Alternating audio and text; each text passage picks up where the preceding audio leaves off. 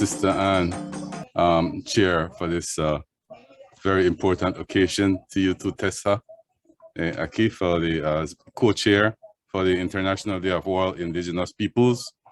I noticed you did stress peoples. This is the theme, voices of the indigenous peoples coming together. And I like that the coordinators, the organizers stress that word, peoples, to emphasize that we have different cultures present. And allow me to, if I should drive a little bit, I just want to take about 60 seconds of this song. I hope you could hear it. Can you hear that?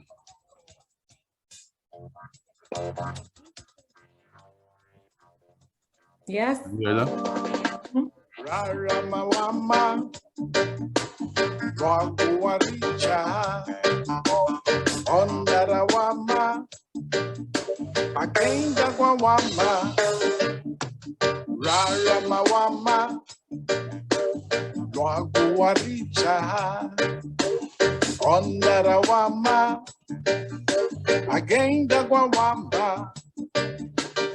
Marenga la uruwe wo, mama la wa muale.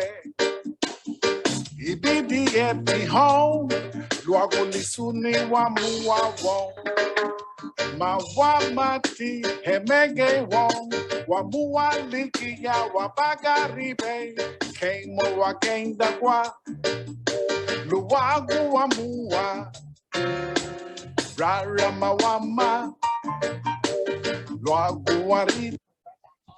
That is from one of our lecturers, instructors from the GARIFUNA University Without Walls, Mr. James Lovell.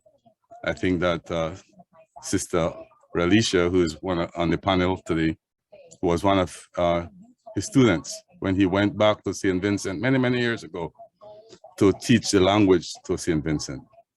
Because the St. Vincent GARIFUNA wanted to know more about the language, to learn and to sing, to dance, just like how we do in the GARIFUNA communities of Belize, the GARIFUNA communities in Honduras. There are about over 22 GARIFUNA communities in Honduras.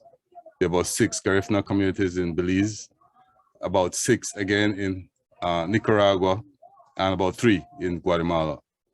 So I bring greetings from all these GARIFUNA communities. And I also must acknowledge that there are GARIFUNA communities, large GARIFUNA communities in the Bronx, New York, in Chicago, and Los Angeles. We just learned that the largest immigrant community in Los Angeles is made up of GARIFUNA people from Honduras and Belize. I say that to say that as we approach asserting our indigeneity and launch this decolonial project, all these factors have to be considered. As president of the GARIFUNA Nation, the task seems, insurmountable.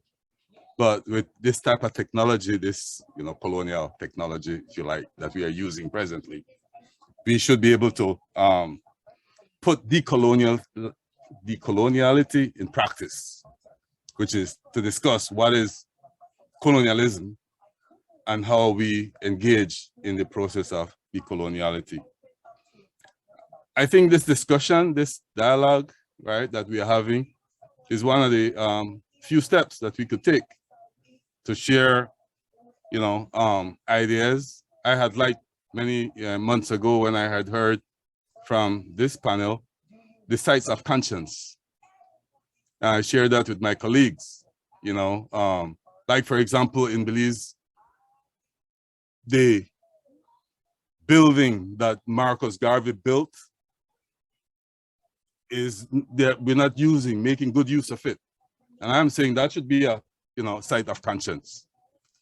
All the areas that our forefathers have made presence should be sites of consciousness. That's something I'm borrowing from you, just like our brother James borrowed Bob Marley's, stand up for our rights. We put it in Garifuna language and, make some of the language relevant to our, spirit and our understanding and our ontology, our sense of being.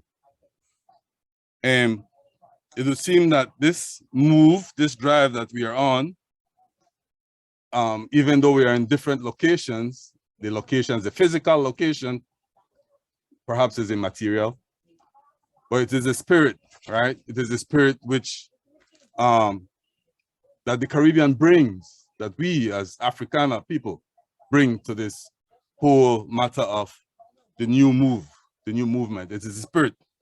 And so I encourage us to continue the dialogue, be present at the United Nations Permanent Forum for Indigenous Peoples, for Indigenous issues that I think occurs every May, June in New York. We should be present at the United Nations Permanent Forum for Afro-Descendants that is coming up in December. Spreading the word. The World Intellectual Property Organization is also meeting very soon, and we should be there to make our presence felt. The United Nations Education, Science, Agriculture Organization, UNESCO, proclaimed in 2001 that the Garifuna language music is an intangible gift to humanity. It's a masterpiece gift to humanity. It's a big thing. What I'm saying, don't just celebrate the intangibles, the music, the language. Give us the tangibles, right, Lucian? Give us the tangibles, give us the mechanisms and the tools. For example, the Garifuna Nation has insisted that we have our own Garifuna University with our walls. We are insisting that we will have a federal credit union so that these would be the agencies to empower our people so that we can make ourselves more permanent with the other nations. Greetings once again, and let's continue this dialogue to empower our people. Thank you very much. Thank you very much, Egbert. Thank you very much, Mr. Higinio.